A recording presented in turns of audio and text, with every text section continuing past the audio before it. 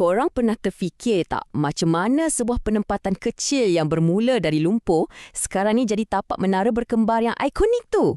Hari ni kita akan selami perjalanan luar biasa ibu negara kita, Kuala Lumpur, dari sebuah perlombongan yang penuh bahaya kepada sebuah metropolis global yang gah. Jadi, persoalan utamanya macam ni lah. Bagaimana sebuah penempatan yang sederhana betul-betul kat pertemuan dua sungai yang berlumpur boleh bertukar wajah menjadi sebuah pusat bandaraya global yang kita kenal hari ini? Inilah dia kisah transformasi yang sangat menakjubkan yang akan kita rungkai sama-sama. Okey, untuk kita faham KL hari ini, kita kena undur masa sikit. Kembali ke permulaannya yang agak mencabar. Asal-usul bandar ni jauh lebih lasak daripada apa yang ramai orang bayangkan. Nama dia sendiri pun dah bagi hint kan? Kuala Lumpur tu maksudnya pertemuan yang berlumpur. Titik kat mana Sungai Gombak dan Sungai Klang bertemu. Kat sinilah segalanya bermula pada tahun 1857. Bukan sebagai bandar yang dirancang elok, tapi sebagai pusat perlombongan biji timah yang dibuka secara tergesa-gesa. Kisah ni bermula dengan 87 orang pelumbung Cina yang cukup berani. Mereka ni dihantar oleh Raja Abdullah, seorang kerabat diraja Selangor, untuk teroka ke kawasan pedalaman dan buka lumbung biji timah ke Ampang. Semangat mereka, tentu sekali, harapan untuk jadi kaya. Tapi realitinya sangat-sangat pahit. Daripada 87 orang pelumbung asal tu, 69 orang, itu hampir 80% tau, meninggal dunia. Sama ada sebab penyakit atau keadaan hutan yang terlalu teruk. Tapi dari tragedi inilah, lombong yang masih bertahan tu mula menarik pedagang. Dan dari situ, benih-benih sebuah pekan mula bercambah. Zaman awal Kuala Lumpur ni, memang penuh dengan huru-hara dan konflik. Tapi selalunya dari kekacauan macam inilah lahirnya seorang pemimpin yang akan membentuk identiti bandar ni untuk selamanya. Di sinilah kita diperkenalkan dengan Yap Ah Loy, Kapitan Cina yang ketiga. Impak dia pada KL sangat luar biasa. Dia ambil alih sebuah pekan yang dah hancur lebur akibat Perang Saudara Selangor dan dia ubah pekan tu jadi pusat perdagangan utama. Dia gantikan rumah-rumah atap yang senang terbakar dengan bangunan batu bata satah dan inilah yang meletakkan asas untuk bandar yang kita lihat hari ini. Cuba bayangkan bandar ni kena lalui bukan satu tapi dua bencana besar. Lepas perang yang memusnahkan, datang pula kebakaran besar pada tahun 1881. Tapi bagi Yap Ah Loy, ini satu peluang. Dia arahkan pembinaan semula guna batu bata dan jubin. Sebenarnya, dia bukan setakat bina semula pekan tu, tapi dijadikan pekan tu lebih tahan lasak. Satu langkah yang sangat genius yang membentuk teras bandar ni.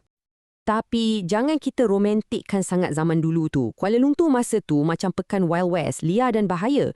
Petikan ni ingatkan kita yang pergaduhan kongsi gelap tu dah jadi macam perkara biasa. Yap, Ah Loy sendiri pun seorang ketua kongsi gelap yang berkuasa dan dia kawal bandar tu dengan undang-undang dia sendiri, termasuklah lesenkan rumah pelacuran dan kasino untuk dapatkan duit bagi pembangunan KL.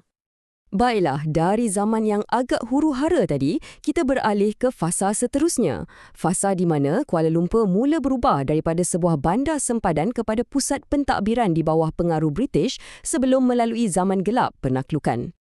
Bila keadaan dah mula stabil bawah Yap Ah Loy, pihak British di bawah Sir Frank Swettenham nampak potensi strategik Kuala Lumpur. Jadi pada tahun 1880, mereka pindahkan ibu negeri Selangor dari Kelang ke sini. Tak lama lepas tu pada tahun 1896, status KL dinaikkan lagi jadi ibu negeri untuk negeri-negeri Melayu bersekutu yang baru dibentuk. Ini dah kukuhkan kedudukan KL sebagai pusat kuasa British di tanah Melayu.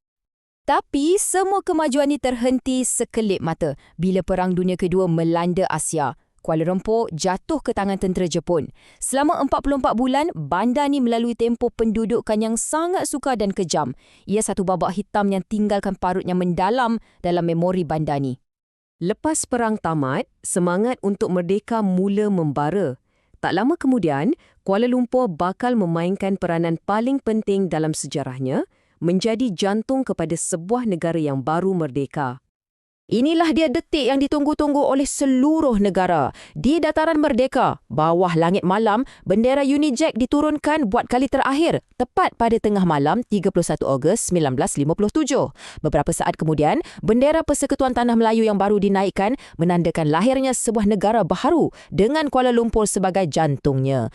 Dan simbolisme lokasi itu sendiri sangat mendalam. Dataran Merdeka yang sekarang ni jadi kebanggaan kita, dulu sebenarnya padang kriket eksklusif untuk pentadbir British, satu simbol pemerintahan kolonial. Bila ia jadi tempat pengisytiharan kemerdekaan, ia diubah menjadi simbol kebebasan dan kedaulatan negara. Sangat powerful kan?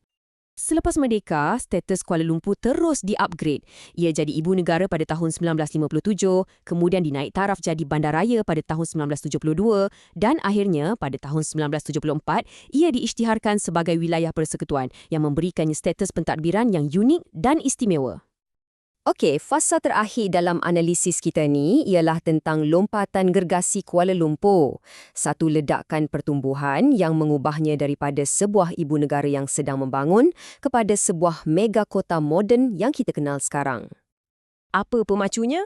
Ledakan ekonomi Asia pada awal 1990-an. Waktu tu, Kuala Lumpur mengalami kadar pertumbuhan ekonomi purata yang sangat menakjubkan, iaitu 10% setahun. Pertumbuhan yang pesat inilah yang menjadi modal untuk transformasi paling dramatik yang mengubah latar langitnya untuk selama-lamanya. Perubahan ni memang sangat drastik. Kuala Lumpur yang pernah digambarkan sebagai sebuah pos penjajahan yang sunyi dan tak bermaya, sekarang dah bertukar menjadi salah satu bandar raya yang paling sibuk, paling bertenaga dan paling happening di rantau ni. Wajah bandar ni pun menjadi satu gabungan yang sangat menakjubkan antara yang lama dengan yang baharu. Dari kubah Moorish bangunan Sultan Abdul Samad sampailah ke keluli berkilauan menara berkembar Petronas yang ikonik tu, setiap struktur ni menceritakan sebahagian daripada kisah Kuala Lumpur yang berlapis-lapis. Jadi, dari Kuala yang berlumpur ke menara berkembar yang megah, kisah Kuala Lumpur ni sebenarnya adalah kisah tentang daya tahan, cita-cita dan transformasi. Ia sebuah bandar yang dibina atas biji timah dan kecekalan. Persoalannya sekarang, apakah legasi seterusnya yang akan dibina oleh bandaraya yang luar biasa ini? Fikir-fikirkan.